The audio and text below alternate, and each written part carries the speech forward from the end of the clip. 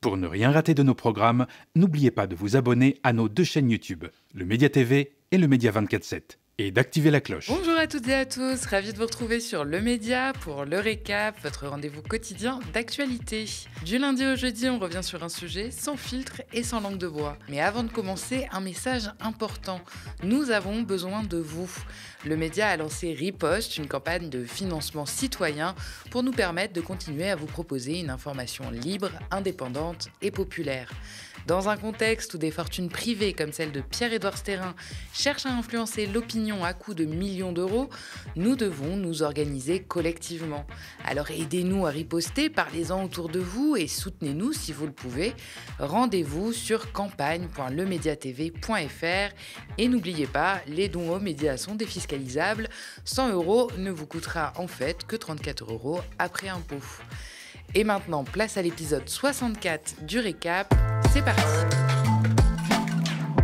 C'était l'un de nos tout premiers sujets dans le récap. Nahel Merzouk, ce jeune de 17 ans, tué par un policier en 2023.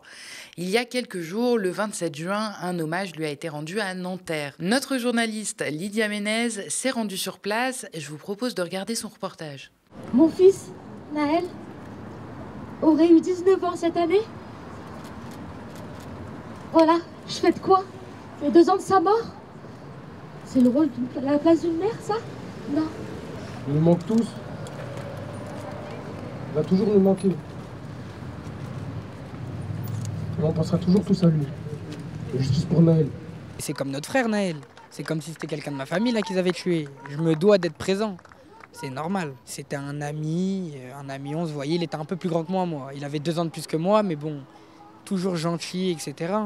C'était comme un grand frère pour moi. Tu te sens comment 2 ans après sa mort? Je me sens, c'est toujours pareil que le premier jour.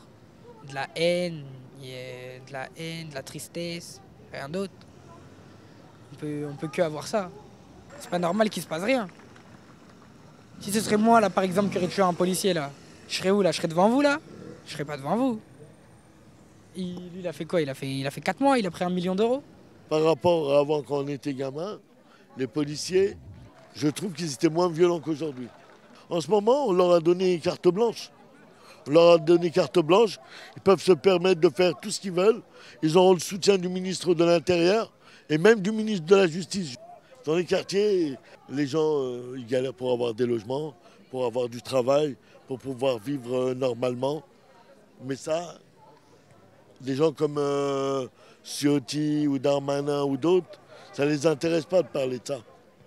Ils préfèrent criminaliser les gens de manière à ce qu'ils puissent faire ce qu'ils veulent. Le rassemblement a été ponctué de plusieurs interventions, dont celle de Raphaël Adam, le maire d'Hiver Gauche de Nanterre, qui a annoncé l'installation prochaine d'une plaque commémorative en l'hommage de Nahel. Une plaque et une justice pour Nahel, c'est ce que nous attendons, a-t-il déclaré devant l'Assemblée.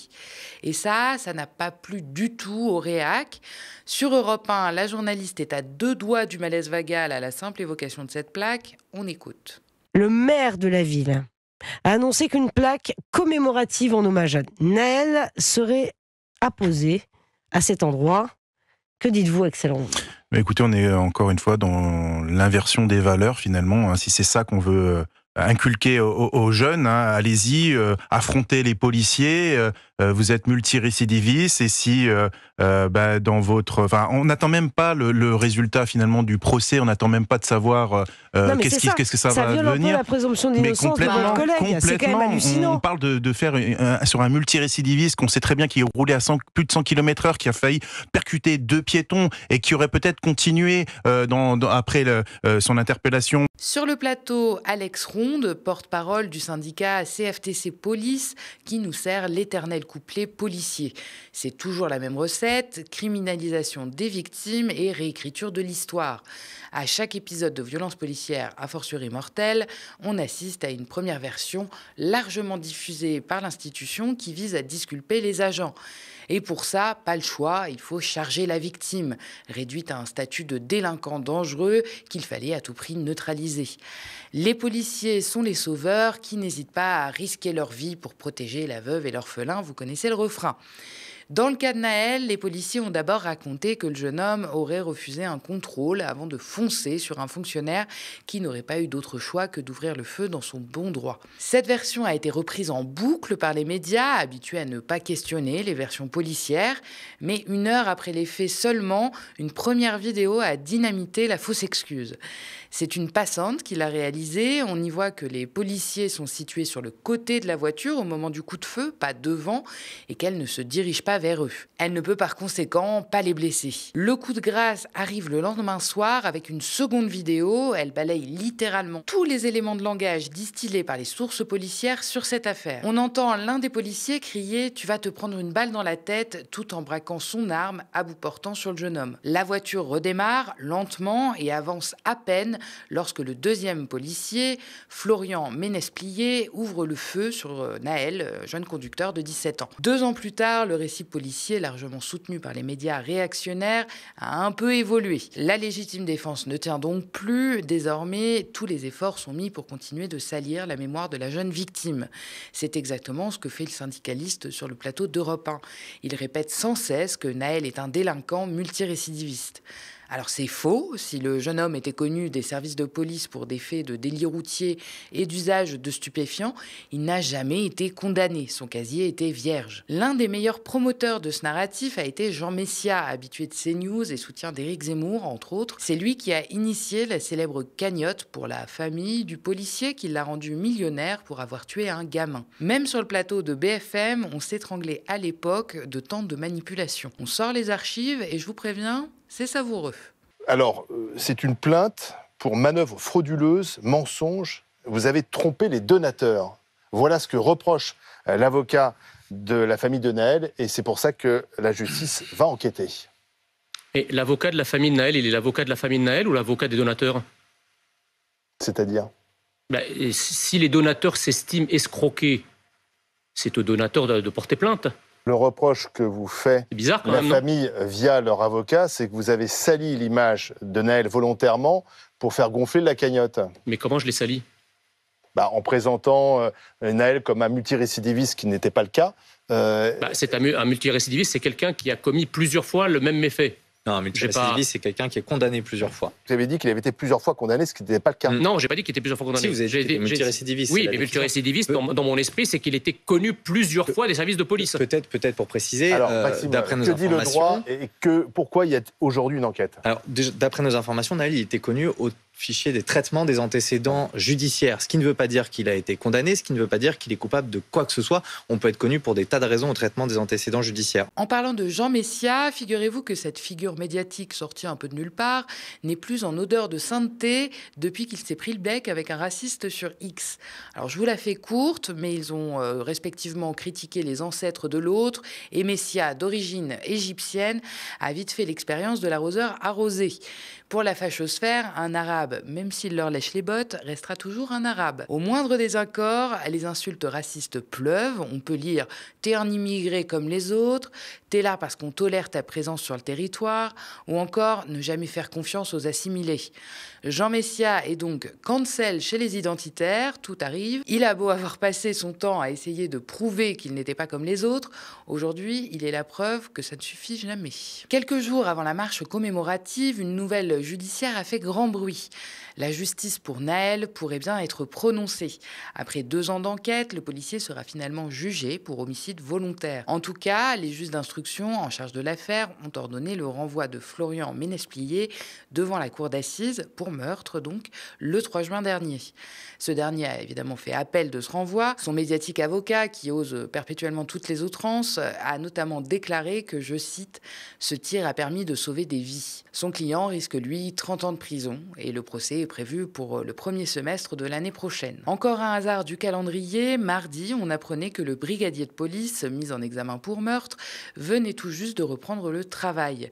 L'agent a bénéficié d'un arrêté de réintégration signé le 17 mars 2025 à l'initiative de la Direction générale de la police nationale, la DGPN, et validé par délégation au nom du ministre de l'Intérieur, Bruno Retailleau, en personne. En mars 2025, alors que le parquet demandait un procès pour homicide homicide volontaire, les syndicats de policiers ont lancé un appel à mobilisation réclamant la solidarité de tous face à cette décision qu'ils jugeaient inacceptable.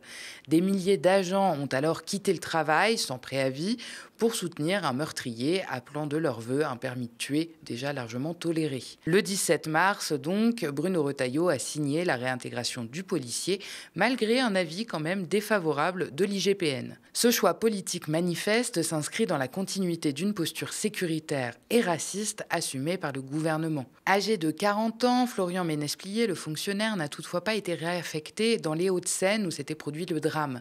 Il a bénéficié d'une mutation, comme c'est souvent le cas dans ce genre d'affaires, et il ne perd pas vraiment au change puisqu'il a été envoyé au Pays Basque, officiellement dans l'intérêt du service. Une mutation qui, selon ses proches, répond aux souhaits exprimés par l'intéressé. Une supposée sanction, donc, qui ressemble quand même beaucoup à un parachute doré. Mais rassurons-nous, il lui est quand même interdit de détenir ou de porter une arme, y compris dans le cadre de ses fonctions. Circuler, il n'y a rien à voir. Malgré tout ça, les écrits du brigadier en détention montrent son aveuglement. Il ne ressent vraisemblablement aucun remords, se considère comme un bouc émissaire et croit avoir sauvé des vies. Pour lui, le geste était justifié, la société serait menacée par un ensauvagement qu'il prétend combattre. Florian Ménesplier accuse carrément le gouvernement de l'abandonner, évoquant même une trahison d'Emmanuel Macron qui a qualifié son geste d'inexcusable. Et ce n'est pas tout. Florian Ménesplier bénéficie également, comme tout fonctionnaire, de la protection fonctionnelle.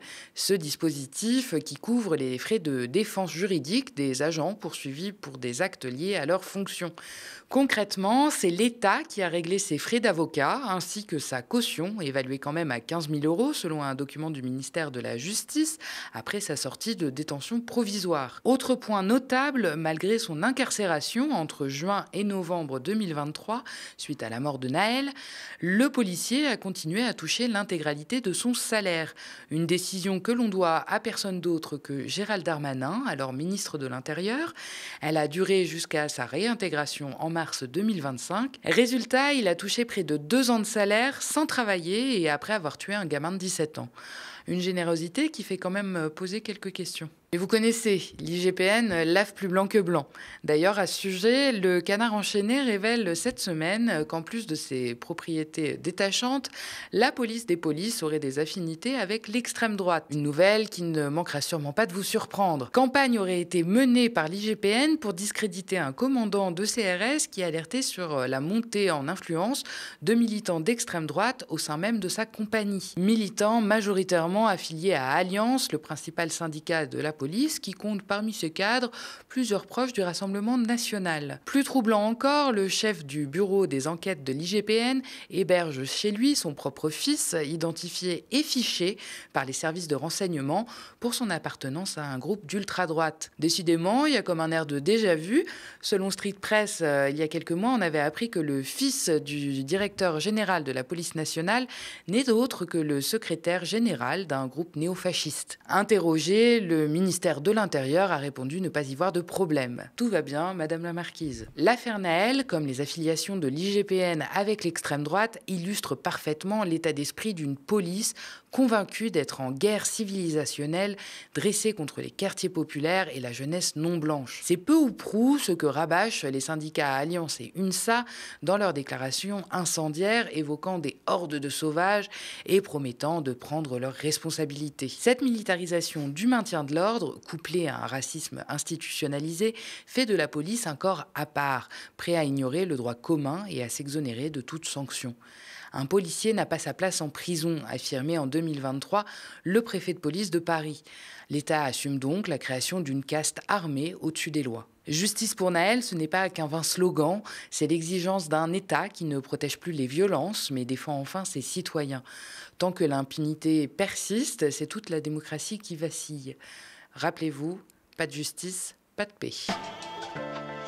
Dans l'actualité toujours, François Bayrou est concerné par une autre affaire de violence physique et sexuelle.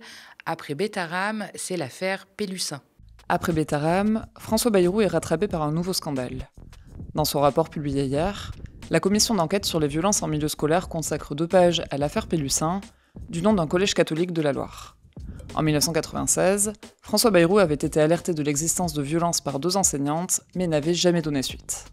Dans leur courrier, elles signalaient des faits d'humiliation, de châtiments corporels abusifs et de violences physiques, mettant en cause 3 surveillants et 2 enseignants. 1 an plus tôt, elles avaient déjà signalé à la justice des soupçons d'attouchement sexuel sur des élèves commis par le directeur de l'établissement, le prêtre Jean Vernet. Il avait été jugé coupable d'agression sexuelle sur une trentaine de mineurs et condamné à 18 mois de prison ferme. Après son exclusion, elles avaient été témoins de nouvelles violences de la part d'enseignants et de surveillants, et l'avaient signalé au ministre de l'Éducation nationale, François Bayrou, sans obtenir de réponse. Elles avaient aussi contacté le président de la République, Jacques Chirac. D'après le rapport, la présidence de la République demandera immédiatement à la suite de ce courrier des éléments de réponse au ministère de l'Éducation nationale, mais le ministère s'était abrité derrière la procédure judiciaire en cours et n'avait envisagé aucune mesure de protection, estimant que l'action disciplinaire ne peut intervenir qu'après le jugement pénal. À l'international, des Français inculpés d'espionnage pour le Mossad, le service de renseignement extérieur israélien. Espionnage pour les services de renseignement israéliens, complot pour renverser le régime et corruption sur terre. Détenus depuis 3 ans en Iran, les Français Cécile Collère et Jacques Paris sont aujourd'hui visés par ces 3 chefs d'accusation, tous passibles de la peine de mort. La diplomatie française dénonce des accusations infondées et appelle de nouveau à leur libération.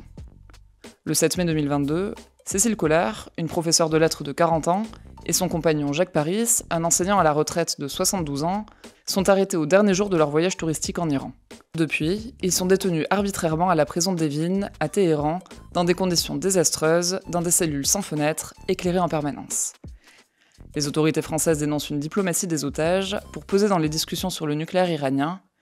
Paris menace de se prononcer pour une reprise des sanctions internationales si Téhéran ne libère pas Cécile Collère et Jacques Paris.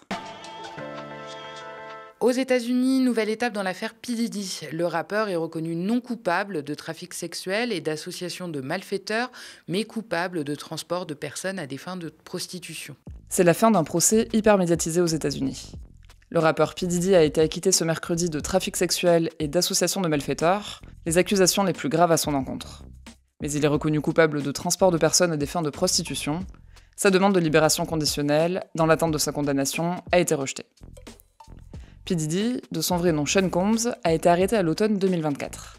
Il était accusé d'avoir forcé des femmes à se livrer à des marathons sexuels avec des hommes prostitués pendant qu'ils se masturbaient ou filmaient. Malgré les témoignages et les images de violences visionnées, P. Diddy a été acquitté des charges de trafic sexuel et d'association de malfaiteurs qui auraient pu lui valoir la prison à vie. Le verdict déçoit les associations de lutte contre la violence sexuelle. Sa condamnation pour transport de personnes à des fins de prostitution pourrait quant à elle lui valoir jusqu'à 20 ans de prison. Merci d'avoir regardé cette nouvelle édition du Récap. N'hésitez pas à nous laisser vos impressions en commentaire si vous nous regardez sur YouTube ou via email si vous nous regardez à la télé. Et n'oubliez pas, les milliardaires financent la haine. Le média lance Riposte, une campagne de financement citoyenne pour riposter sur les réseaux sociaux et la TNT francilienne. Parlez-en autour de vous et rejoignez la lutte sur campagne.lemediatv.fr. Abonnez-vous aussi à nos 2 chaînes YouTube, le Média TV et le Média 24/7, pour ne rien rater de nos programmes. Très bonne soirée sur le Média.